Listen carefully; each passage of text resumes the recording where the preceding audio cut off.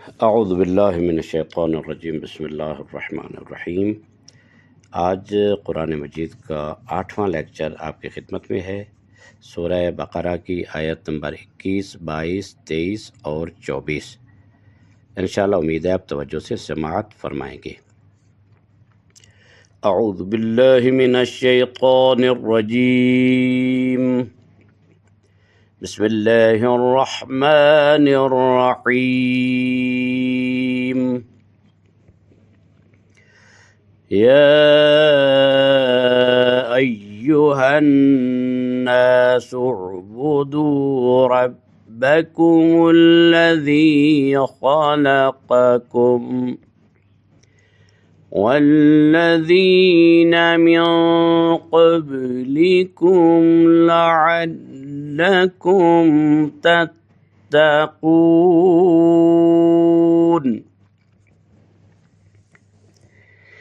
الذي جعل لكم الأرض فراشا والسماء بناء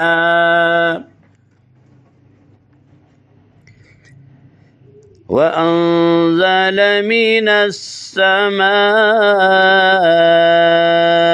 ماء فأخرج به من الثمرات رزقا لكم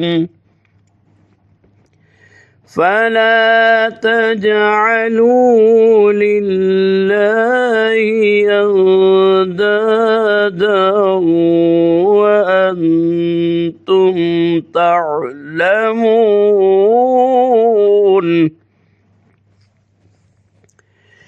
وإن كنتم في ريب مما نزلنا على عبدنا فأتوا بصورة من مثله وادعوا شهداءكم من دون الله إن كنتم صادقين.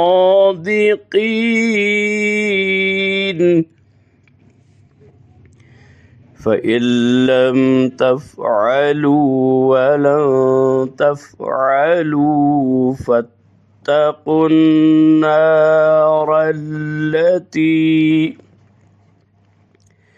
وقودها الناس والحجارة أعدت للكافرين.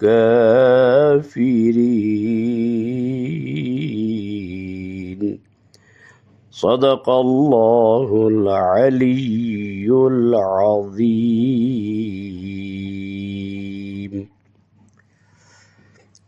या अय्युहन्नास, या के ऊपर मद है, मद मुनफसिल है। या अय्यू, या के ऊपर अय्यू के ऊपर थोड़ा सा जोर देना है। अय्यो नहीं पढ़ना बल्कि अय्यू थोड़ा सा जोर देना है, तशदीद है। या अय्युहन्नास उअ्बुदू रब्ब तशदीद है। कुमुल्लज़ी खलक़कुम, क़ ना के का, खलक़कुम नहीं बल्कि खलक़कुम। वल्लज़ीन मिन क़ब्लिकुम, मिन क़ब्लिकुम यहाँ पे इख़फ़ा होगा जिसको गुन्ना कहते हैं। नून के बाद क़ाफ़ हुरूफ़ इख़फ़ा में से है। अब मैं आपको एक बात कुलिया बता दूँ, आप याद रखेंगे कि हुरूफ़ इख़फ़ा से पहले, हुरूफ़ इख़फ़ा से पहले अगर यानी कोई नून तनवीन आ जाए, नून साकिन आ जाए तो वहाँ गुन्ना होगा। ये हुरूफ़ इख़फ़ा में से है क़ाफ़, तो यहाँ पर क्या पढ़ेंगे, मिन क़ब्लिकुम, ना कि मिन क़ब्लिकुम। ठीक है ना, इसको कहेंगे इजहार हो जाएगा, इजहार नहीं करना, इख्फा करना है। من قبلکم قب با قلقلہ کریں گے، یہاں پر با پر قلقلہ قب لکم لعلکم تتقون الذی جعل لکم الارض جعل لکم الارض ضاد کا بخری پہلے میں نے عرض کیا ہے، دونوں طرف سے کسی طرف بھی آپ 4 یا 5 دانوں پر اپنی زبان کا کنارہ لگا سکتے ہیں۔ را کو پر کریں گے، فراشاں وا آگے واؤ کے اوپر تشدید ہے، کیوں؟ اس وجہ سے کہ فراشان کو جب نون پڑھیں گے، نون کو واؤ میں ادغام کر دیں گے، فراشاں شم بن جائے گا، نہ کہ فراشان والسما نہیں، بلکہ فراشاں والسماء۔ سما کے اوپر مد متصل ہے، 4 الف جتنا اس کو لمبا کیا جا سکتا ہے، 5 الف جتنا بھی کیا جا سکتا ہے۔ والسماء بنا، یہ بھی مد متصل ہے، بنا حمزہ کی وجہ سے، بنا ان کہ حمزہ کی وجہ سے، بنا وا اسی طرح پھر یہ ادغام ہے، بنا ان کی نون آگے واو ہے۔ وانزل انزل میں نون پر غنہ کریں گے، اخفا کریں گے کیونکہ زا حروف اخفا میں سے ہے۔ وانزل من السماء ماء، آگے ما ان کی نون ہے، فا اخراجہ کی فا ہے، یہاں پر بھی اخفا ہوگا، غنہ ہوگا۔ ماء فاخرج، یہاں پر غنہ، ماء فاخرج نہیں پڑھیں گے، ماء فاخرج به من الثمرات، فاخرج به من الثمرات رزقا لکم، یہاں پر پھر وہی رزقان لکم، لہذا یہاں نون ہے، قان کی نون کو لکم کی لام میں ادغام کریں گے، لہذا بن جائے گا رزقا لکم۔ آگے فلا تجعلوا تاج جیم قلقلہ ہے، تجعلوا للہ، للہ اللہ کی لام کو باریک پڑھیں گے، للہ اندہ نون ہے اور آگے دال ہے، حروف اخفا میں سے غنہ کریں گے، دوا پھر وہی اندادان کی نون آگے واو یرملون میں سے اور یہاں پر ادغام کریں گے۔ آگے وانتم غنہ کریں گے کیونکہ تا جو ہے حروف اخفا میں سے ہے، غنہ کریں گے، وانتم تعلمون، وَإِن كُنتُم بھی غنہ ہے، وَإِن غنہ غنہ تم فی ریب مما نزلنا علی عبدنا، با پر کلکلہ کریں گے، علی عبدنا فأتو جھٹکا دیں گے، فاتو نہیں پڑھیں گے بلکہ فأتو، فا کے بعد یہ جو ہمیں الف نظر آ رہی ہے اس کے اوپر حمزہ ہے، یہ ہم نے حمزہ پڑھنا ہے، الف نہیں پڑھنی، الف ہوگی تو پڑھیں گے فاتو، جبکہ وہ غلط ہے، فاتو جو تھوڑا سا جھٹکا دے گے، فاتو بسورتم، بسورتن ہے نا، تن کی نون اور من کی نون یہ ادغام ہو جائے گی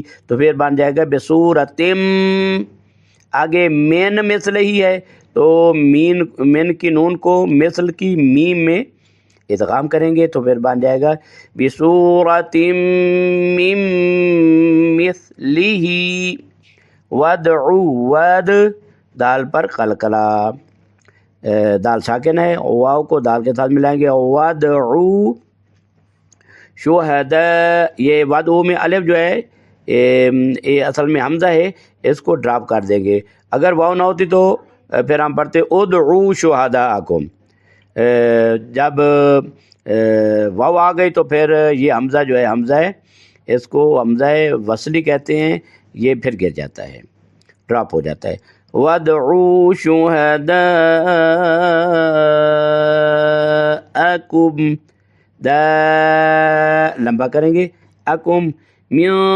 دون اللہ من یعنی غنہ اخفا، من دون اللہ ان اخفا، ان کنتم وہی اخفا غنہ، ان کنتم صادقین۔ فا آگے ہے فَإِن لم، تو یہاں پر ادغام کریں گے، فَإِلَّم پڑھیں گے، نون کو ختم کر دیں گے، لام مشدد کر دیں گے، نون کو لام میں ڈال دیں گے۔ فَإِلَّمْ تَفْعَلُوا وَلَن تَفْعَلُوا، وَلَن تَفْعَلُوا غنہ کریں گے اخفا، وَلَن تَفْعَلُوا فَاتَّقُوا النَّارَ الَّتِي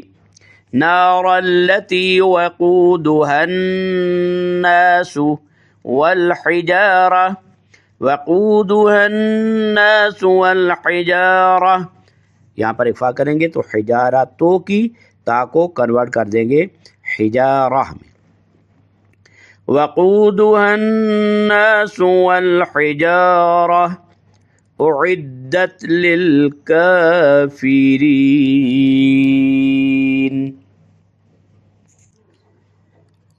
اے لوگو، اپنے رب کی عبادت کرو جس نے تمہیں اور تم سے پہلے والے لوگوں کو پیدا کیا تاکہ تم اپنا بچاؤ کر جاؤ، جس نے تمہارے لیے زمین کو بچھونا اور آسمان کو چھت بنایا اور آسمان سے پانی برسایا، پھر اس سے تمہاری غذا کے لیے پھل پیدا کیے، پس تم جانتے بوجھتے ہوئے کسی کو اللہ کا مد مقابل نہ بناؤ، اور اگر تم لوگوں کو اس کتاب کے بارے میں شبہ ہو جو ہم نے اپنے بندے پر نازل کی ہے تو اس جیسا کوئی سورہ بنا لاؤ، اور اللہ کے علاوہ اپنے حامیوں کو بھی بلا لاؤ اگر تم سچے ہو، اور اگر تم نے ایسا نہ کیا اور ہرگز تم ایسا نہ کر سکو گے تو اس آتش سے ڈرو، یعنی اس آگ سے ڈرو جس کا ایندھن آدمی اور پتھر ہیں، یہ آگ کافروں کے لیے تیار کی گئی ہے۔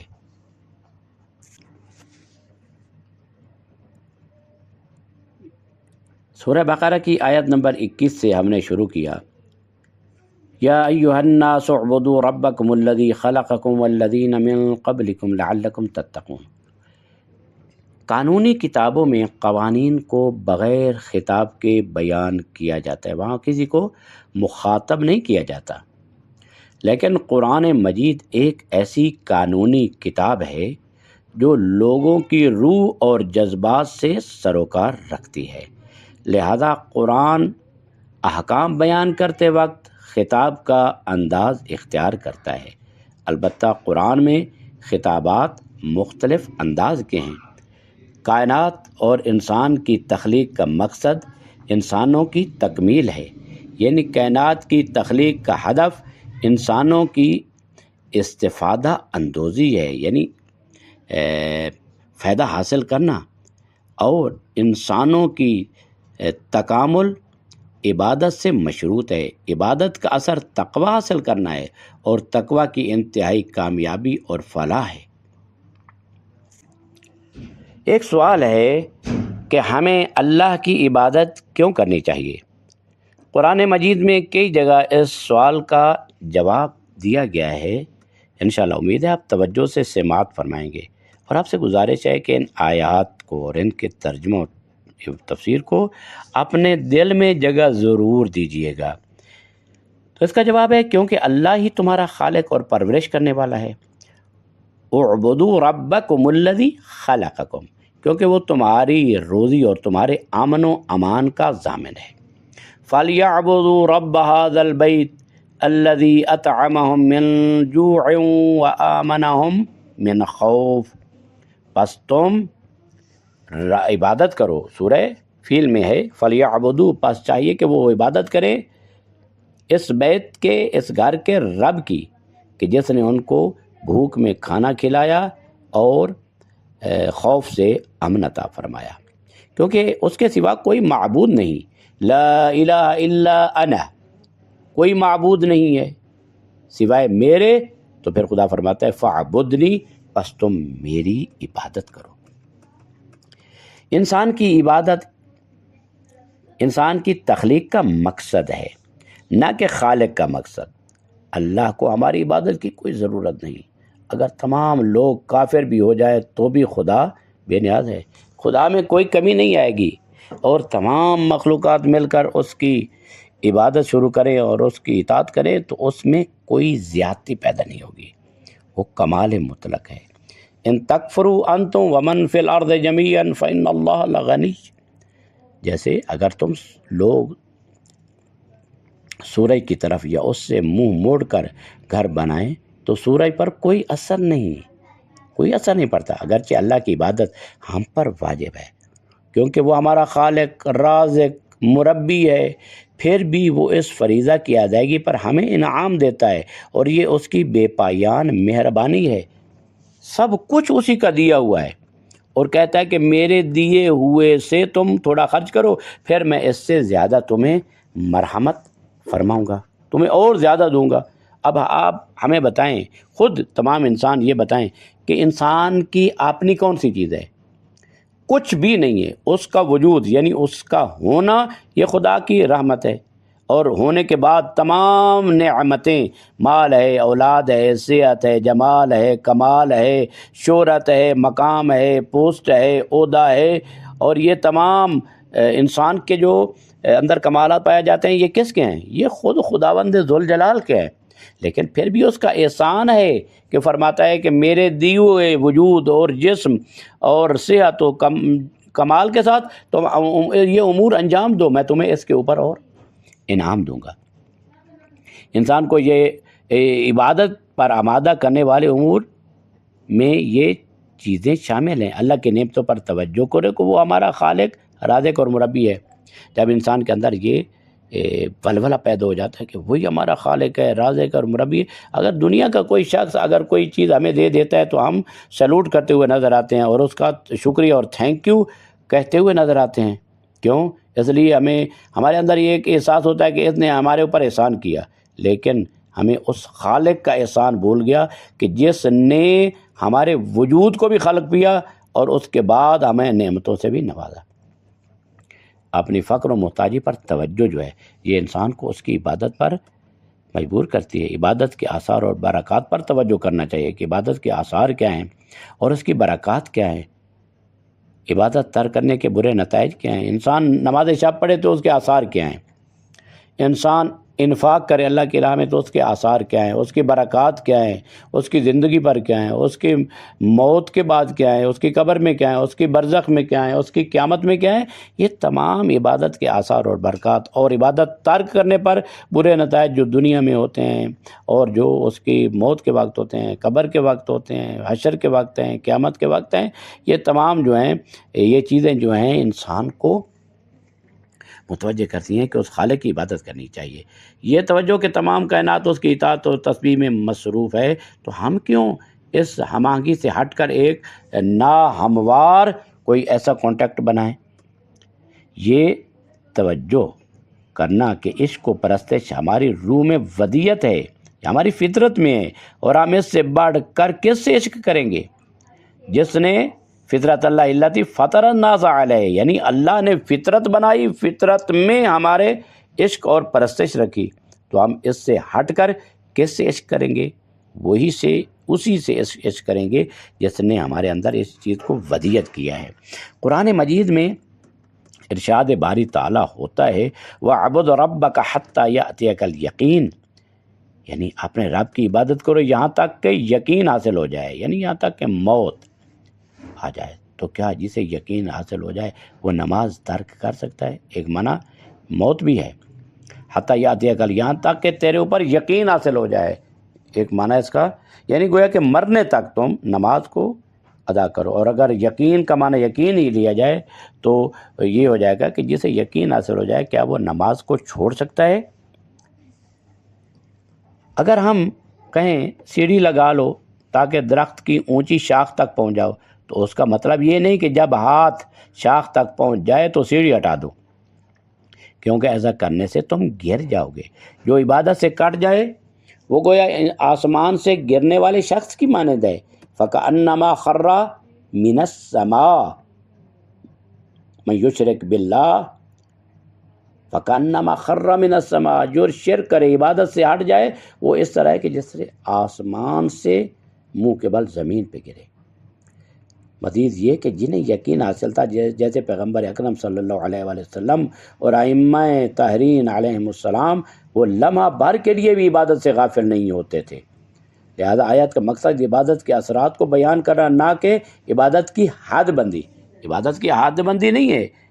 میں اکثر و بیشتر یہ کہا کرتا ہوں، اگر کسی کو نماز معاف ہوتی تو وہ پیغمبر اکرم ہوتے یا ائمہ اطہار علیہ السلام ہوتے کہ جن کو نماز معاف ہوتی، واجبات معاف ہوتے۔ نہ، ان کے لیے معاف نہیں ہے، اللہ نے ان کے اوپر بھی واجب کی ہے۔ لہذا آیت کا مقصد عبادت کے اثرات کو بیان کرنا، یہ کہ اتنی عبادت کی جائے، ایسی اتنی بات نہ، عبادت کی حد بندی نہیں ہے۔ آیات اور روایات نے عبادت کے طریقے اور شرائط بیان کیے ہیں جن کی تفصیل اپنے مقام پر ہے، کیونکہ یہ آیات قرآن میں انسان سے اللہ کا پہلا خطاب ہے۔ لہذا یہاں عبادت کے کچھ سرنامے ہیں، وہ آپ کے سامنے ذکر کرتے ہیں، کچھ ٹائٹل ہیں تاکہ واضح ہو کہ عبادت کیسی ہونی چاہیے۔ مأمورانہ عبادت، یعنی اللہ کے حکم کے مطابق، بغیر کسی بدعات کے، بغیر کسی خرافات کے۔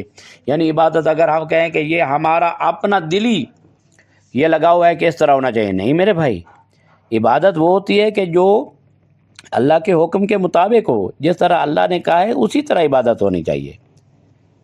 عبادت کس چیز کا نام ہے؟ یعنی اللہ کے حکم کا نام عبادت ہے۔ اللہ کہے اس طرح نماز پڑھو تو ہم اسی طرح نماز پڑھیں، اللہ کہے اس طرح روزہ رکھو تو ہم اسی طرح روزہ رکھیں، اللہ کہے آپ نے سفر میں روزہ نہیں رکھنا تو ہم کہیں کون ہوتے ہیں کہ کہیں کہ نہیں ہمارا دل کرتا ہے سفر میں روزہ رکھا جائے۔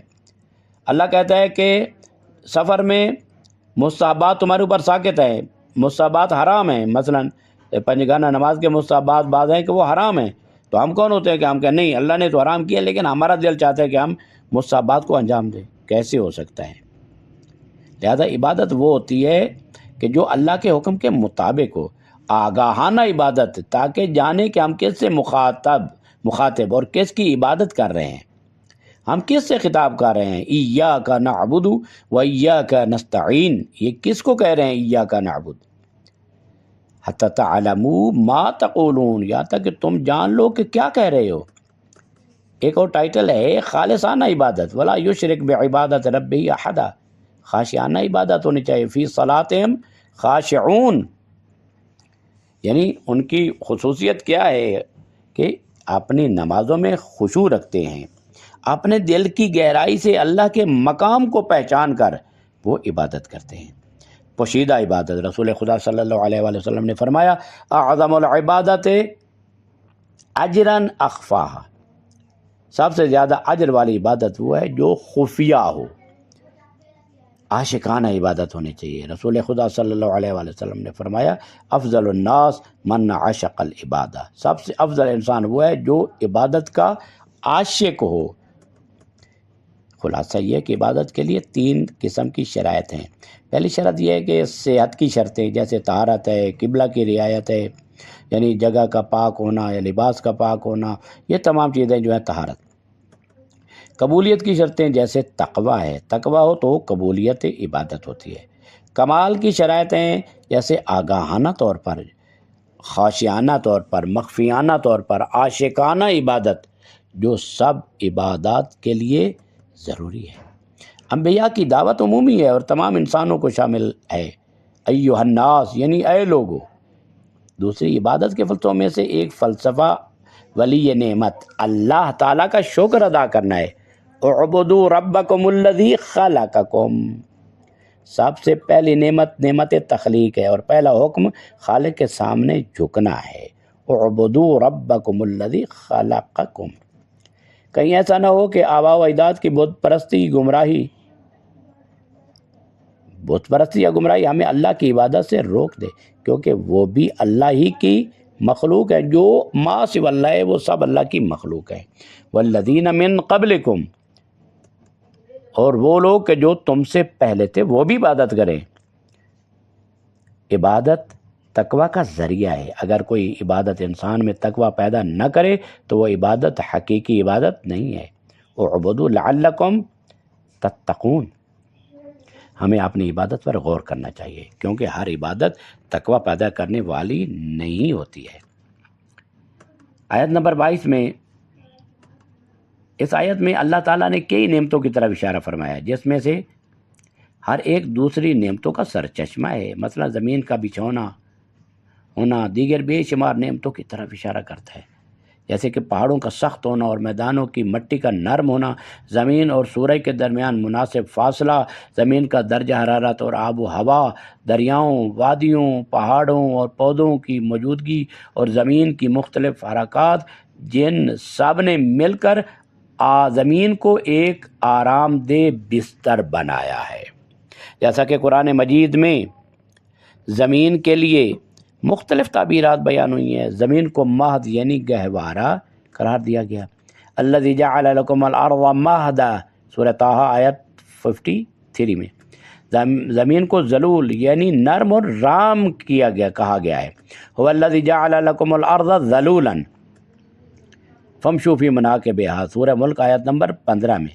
اور زمین کو کفات یعنی سمیٹے رکھنے والی کہا گیا ہے۔ الم نجعل الارض کفاتا، سورہ مرسلات آیت 15۔ آیت میں سما، آسمان کا لفظ 2 بار آیا ہے، ایک مرتبہ زمین کے مقابلے میں جو پورے بالائی اور اوپر والے حصے کی طرف اشارہ کرتا ہے، اور دوسری بار بارش کے نزول کے مقام یعنی بادلوں کی طرف۔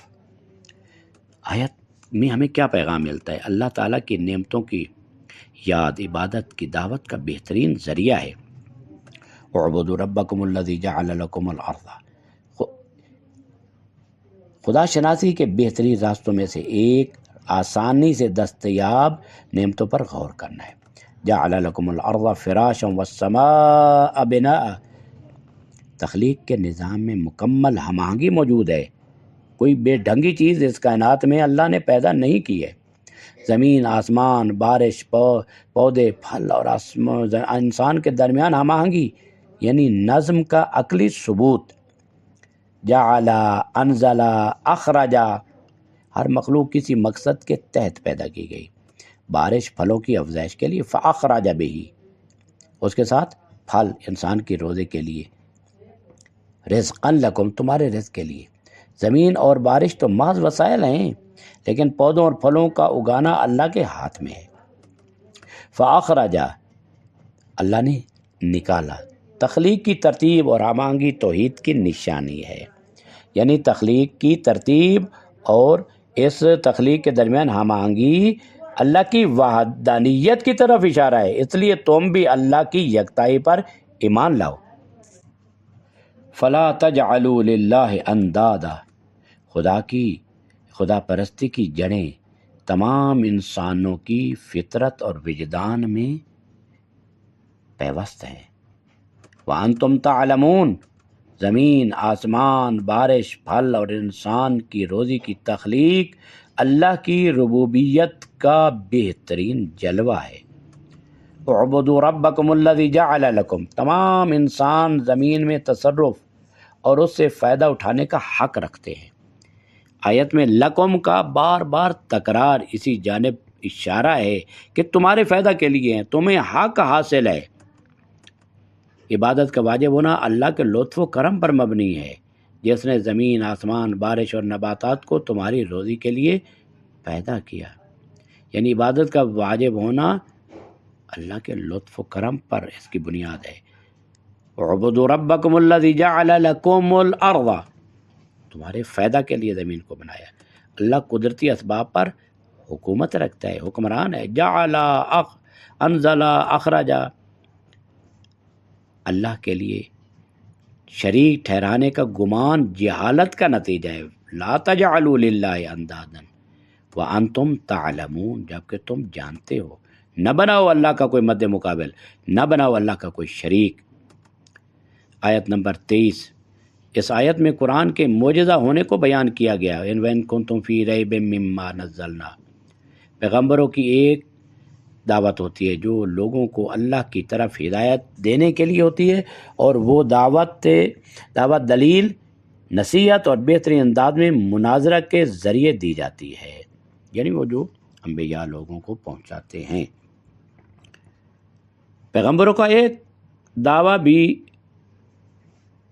ہوتا ہے کہ وہ اللہ کی طرف سے لوگوں کی ہدایت کے لیے بھیجے گئے ہیں اور اپنے دعوے کے ثبوت میں معجزہ لاتے ہیں۔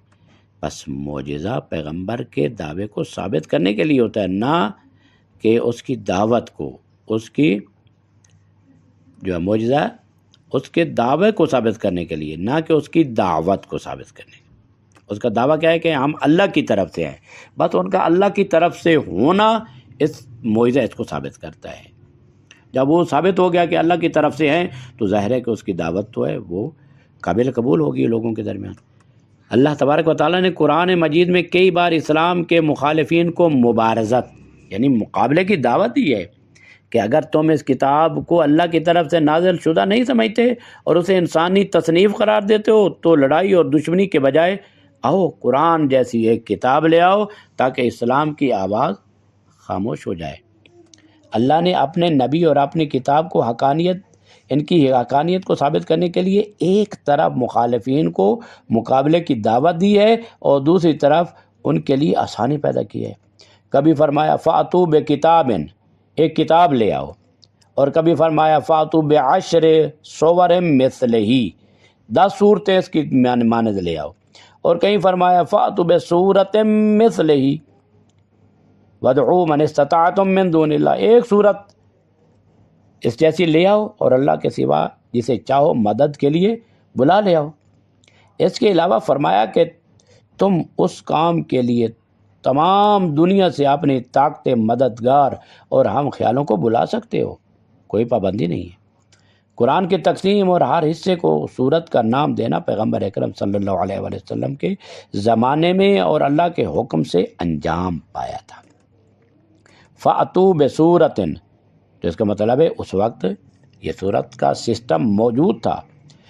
قرآن میں جب انبیاء کی تعریف کی جاتی ہے تو یا تو عبدنا، ہمارے بندے کے بعد ان کا نام لیا جاتا ہے، جیسے عبدنا ایوب، یا پھر عبد بندہ سے پہلے ان کا نام لیا جاتا ہے جیسے ابراہیم کل من عبادنا، لیکن پیغمبر اسلام صلی اللہ علیہ وآلہ وسلم کے بارے میں صرف عبد بندہ کا لفظ استعمال ہوتا ہے بغیر نام کے، تاکہ یہ ظاہر ہو کہ مطلق بندہ محمد صلی اللہ علیہ وآلہ وسلم ہی ہیں، ان کے علاوہ مطلقاً بندہ جو ہے وہ کسی کے ساتھ نہیں جچتا۔ یہ بات بھی یاد رہے کہ معجزہ کا مطلب علت و معلول کے نظام کو نظر انداز کرنا نہیں، ایسا نہیں معجزہ ہوتا ہے تو علت و معلول کا نظام ختم ہو جاتا ہے، ایسی بات نہیں ہے، بلکہ معجزے کو بھی ایک علت ہوتی ہے، لیکن وہ علت یا تو اللہ کی خاص ارادہ ہوتا ہے یا ایسے اسباب جنہیں اللہ نے لوگوں سے پوشیدہ رکھا ہے ہوتے ہیں، اس کی علت ہوتی ہے لیکن وہ ہمیں معلوم نہیں ہوتی۔ یعنی معجزہ بھی ایک قانون کے تحت ہے لیکن وہ قانون ہمارے لیے مخفی ہے۔ قرآن فکر اور دل سے شکوک کو دور کرنا ضروری ہے، یہ پیغام آیت ہے، خصوصاً عقائد کے مسائل میں۔ ان کنتم فی ریب، اگر تم شک میں ہو، وہی حاصل کرنے کی شرط اللہ کی بندگی ہے۔ نزلنا علی عبدنا، اس کا مطلب ہے یہ نزلنا، یہ وہی جو نازل کی، علی عبدنا یعنی بندہ ہوگا تو اس کے اوپر وہی نازل ہوگی۔ قرآن دلیل اور استدلال کی کتاب ہے اور وسوسہ اور شک کے لیے کوئی گنجائش نہیں چھوڑتا ہے۔ فَأْتُوا بِسُورَةٍ، انبیاء کے لیے معجزات کا ہونا ضروری ہے، اور قرآن مجید رسول اکرم صلی اللہ علیہ وآلہ وسلم کا معجزہ ہے۔ اور یہاں پر کہہ دوں پیغمبر کو اللہ نے 2 معجزے عطا فرمائے، ایک معجزہ قرآن صامت کی شکل میں، یہ ہمارے ہاتھوں میں موجود ہے، اور ایک قرآن ناطق کی شکل میں علی ابن ابی طالب ہے کہ جو ہمارے قلوب میں موجود ہے اور ہمارے دلوں میں رچ بس گئی ان کی ولایت۔ فَأْتُوا بِسُورَةٍ مِثْلِهِ، ہمیشہ باقی رہنے والے دین کے لیے دائمی معجزہ چاہیے تاکہ ہر زمانے اور ہر جگہ کا انسان جب بھی شک کرے خود آزما سکے۔ فاتو بصورت مثلہ، ہمیں قرآن کی حقانیت پر اس قدر یقین ہے کہ اگر مخالفین قرآن یہ جو مخالفین ہیں قرآن کے، اگر قرآن جیسی ایک ہی صورت لے آئے تو ہم پورے قرآن کے بدلے اسے قبول کریں گے۔ یہ قرآن کی حقانیت اس قدر یقینی ہے۔ بصورت، کوئی ایک صورت، بہترین قاضی اور فیصلہ کرنے والا وجدان ہے، انسان کا وجدان ہے۔ اللہ نے مخالفین کے وجدان کو ہی منصف بنایا ہے۔ اور پھر خداوند متعال 24 نمبر آیت بقرہ میں فرماتا ہے فَإِن لَمْ تَفْعَلُوا وَلَن تَفْعَلُوا۔ سورۃ انبیاء میں ہم تلاوت کرتے ہیں اِنَّكُمْ وَمَا تَعْبُدُونَ مِن دُونِ اللَّهِ حَصَبُ جہنم، حصب صاد کے ساتھ، یعنی تم اور وہ سب کچھ جسے تم اللہ کے سوا پوجتے ہو وہ تمہارے اگر معبود ہے دوزخ کا ایندھن ہے۔ حصب جہنم، وہ جہنم کا دوزخ کا ایندھن ہے۔ لہذا ممکن ہے کہ اس آیت میں جس پتھر کا ذکر ہے اس سے مراد وہی بت ہوں جو پوجے جاتے تھے، نہ کہ ہر عام پتھر، تاکہ لوگوں کو معلوم ہو جائے اور وہ اپنی آنکھوں سے دیکھ لیں کہ ان کے بت نہ دنیا میں کوئی کام آ سکے نہ آخرت میں۔ اسی طرح یہ پتھر قیامت میں بالکل اس خون آلود چاقو کی طرح جو قاتل کے جرم کا ثبوت ہوتا ہے ان کے گناہ کی سند اور گواہ ہوں گے۔ جب ان الفاظ انسانوں کے ایجاد کر دیں تو پھر وہ قرآن جیسا کلام کیوں نہیں بنا سکتے؟ یہاں پر سوال ہے کہ جب الفاظ انسانوں کے ایجاد کردہ ہیں تو پھر وہ قرآن جیسا کلام کیوں نہیں بنا سکتے؟ تو اس کا جواب یہ ہے کہ حروف تہجی تو انسان کے وضع کردہ ہیں اور انسان نے ان کو وضع کیا ہے، بنایا ہے، لیکن ان حروف کے ذریعے بلند معانی کو جس انداز میں مرتب کر کے پیش کیا جائے وہ علم اور حکمت کا نتیجہ ہے۔ فقط الفاظ نہیں بلکہ اس کے ساتھ علم الہی ہے اور حکمت الہی ہے۔ لہذا جب تک علم الہی اور حکمت الہی یہ نہ ملیں تو وہ قرآن نہیں بن سکتا ہے، حتیٰ کہ ایک آیت بھی نہیں بن سکتی ہے۔ قرآن علم و حکمت الہی کے لامحدود سرچشمے سے نازل ہوا ہے، جبکہ ہر دوسری کتاب خواہ کسی نے بھی لکھی ہو محدود علم اور انسانی جہالت سے پیدا ہوئی ہے۔ انسان کبھی بھی قرآن جیسی کتاب نہیں لا سکتا۔ جیسا کہ تاریخ کے دوران بے شمار پتھروں اور لکڑیوں کے باوجود حجر الاسود کبھی پوجا نہیں گیا، نہ ہی کبھی بت کا کردار ادا کیا، اور نہ ہی وہ دوزخ کا ایندھن بنے گا۔ جی ہاں، یہ ضرور ہے کہ حجر الاسود زمین پر اللہ کا نشان ہے، اللہ کی علامت ہے، بشری فطرتوں کے اقرار کا رازدار اور گواہ ہے۔ آیت کے کچھ ہمارے لیے پیغامات ہیں۔ راستے اور مقصد کی حقانیت پر یقین قیادت کے اصولوں میں سے ہے۔ وَلَن تَفْعَلُوا، جب تم اپنی عاجزی اور بے بسی کا احساس کر لو تو حق کے آگے سر تسلیم خم کر لو۔ جب اپنی عاجزی اور بے بسی کا احساس ہو جائے اور حق کے سامنے جھکنے نہ پائے تو وہ ابلیس ہوتا ہے۔ وَلَن تَفْعَلُوا فَاتَّقُوا، جمود اور کفر میں مبتلا انسان پتھر کی طرح بے حس ہو جاتا ہے۔ الناس والحجارہ، گناہگار انسان کے باطنی خباثتیں قیامت میں مجسم ہو کر آگ کا ایندھن بنے گی۔ وقودھا الناس، کفر اور ہر دھرمی اس انسان کو جو خلافت الہی کے لائق تھا دوزخ کے ایندھن میں بدل دیتی ہے۔ وقودھا الناس، دوزخ کی آگ سے نجات صرف قرآن پر ایمان لانے اور پیغمبر اکرم صلی اللہ علیہ وآلہ وسلم کی تصدیق کرنے سے ہی ممکن ہو سکتی ہے۔ فَإِن لَمْ تَفْعَلُوا وَلَن تَفْعَلُوا فَاتَّقُوا النَّارَ الَّتِي أُعِدَّتْ لِلْكَافِرِينَ۔ اگر نہیں کر سکتے اور یقین نہیں کر سکتے تو پھر اس آگ سے بچنا ہے۔ اس آگ سے کیسے بچا جا سکتا ہے؟ قرآن پر یقین، اللہ پر یقین، محمد وآل محمد اور محمد مصطفیٰ صلی اللہ علیہ وآلہ وسلم کی نبوت پر یقین اور ان کی لائی ہوئی کتاب قرآن مجید پر یقین اور ان کے اوصیاء پر یقین، یہی انسان کو ابدی جہنم سے نجات دلا سکتی ہے۔